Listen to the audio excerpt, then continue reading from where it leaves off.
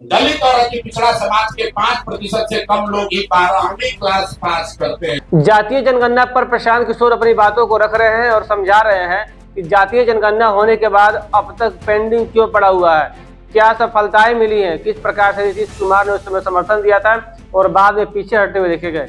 आइए सुनते हैं प्रशांत किशोर को। और आप सबका यहाँ पर स्वागत है। जैसा कि माननीय भारती जी ने बताया कि बिहार में जो पिछले कुछ वर्षों से राजनीति चल रही है, इसमें विपक्ष में कोई नहीं, दो दल सत्ता में होता है और तीसरा दल जो है वो वेटिंग में रहता है कि हमारा नंबर कब आएगा, नीतीश जी का कब मिजाज पलटेगा और पलटकर हमको सत्ता में भागीदार बना।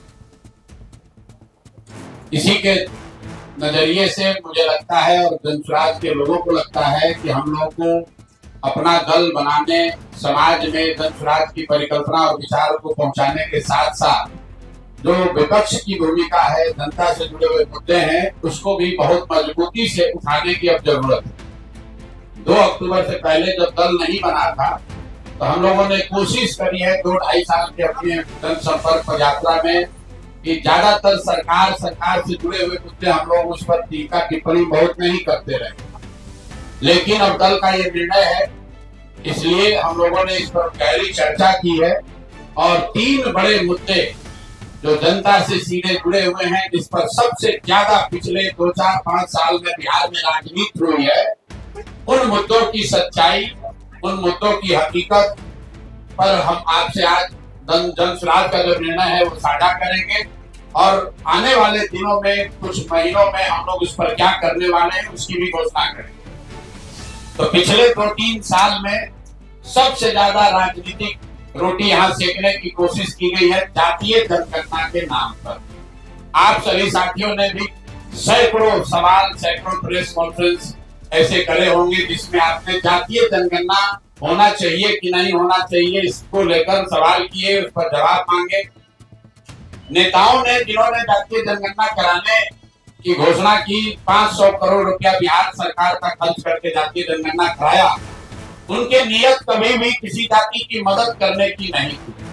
वो इस जातीय उन्माद को फैलाकर फिर से समाज में राजनीतिक रोटी सेकना चाहते थे। ऐसा इसलिए हम कह रहे हैं, जब आपके सामने आंकड़े रख रहा हूं कि जातीय जनगणना में क्या निकल कर आया और 2 बरस करीब 18 महीने हो गए जातीय जनगणना के। रिपोर्ट 2 अक्टूबर 2023 को प्रकाशित किया गया।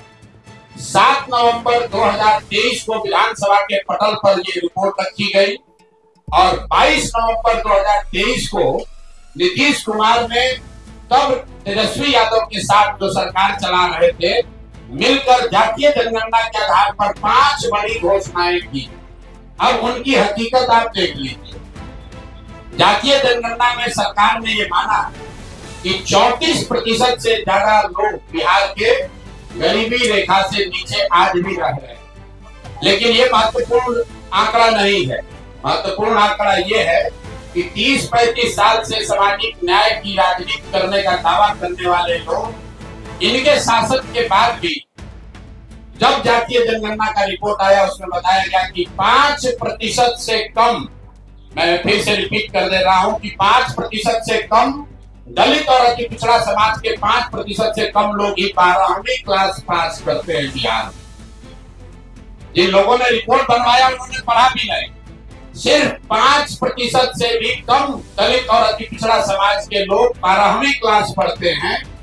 आरक्षण की लड़ाई लड़ने की बात करने वाले लोग 35 साल के बाद 0.93% अति पिछड़ा समाज के लोग आज सरकारी नौकरियों में हैं। 2 बरस पर इस पर कोई चर्चा नहीं हुई। तो जब नीतीश कुमार ने 22 तारीख को इसकी घोषणा की कि इस रिपोर्ट के आलोक में हम लोग क्या क्या करेंगे, तो एक चर्चा उन्होंने की जिसके आप लोगों ने भी जिसको फॉलोअप किया कि आरक्षण की सीमा को 50 से बढ़ाकर 65 या 75 किया जाएगा। इसका हम लोग रिकमेंडेशन केंद्र सरकार को भेज रहे हैं। तो मैं अब पहला मांग ये कर रहा हूं नीतीश कुमार से कि भैया, केंद्र में भी तुम्हारी सरकार है और राज्य में भी तुम्हारी सरकार है और सामाजिक न्याय के आप पुरोधा भी हैं।